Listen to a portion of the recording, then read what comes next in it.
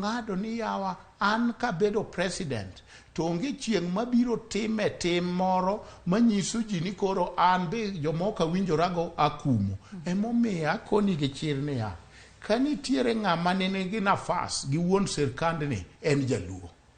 En owuon kane pok ochamo muma to osebedo nyaka gi jogi te mokonegi niya, kik upar kaka neno umorni ni koro uparo nadhi kawo sirkal namiyo jolang'o kende.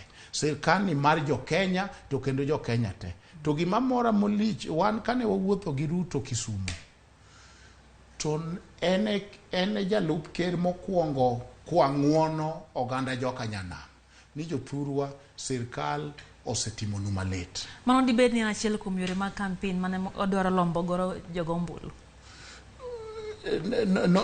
Nyalo bedo campaign, to gimomiyo aparo no kalo campaign. Sama wuene kipenja documents makala 4 maruto kete e koke kowinjore gi joka Nyanam.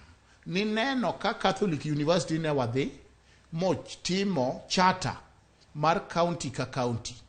Donge mano nuneno.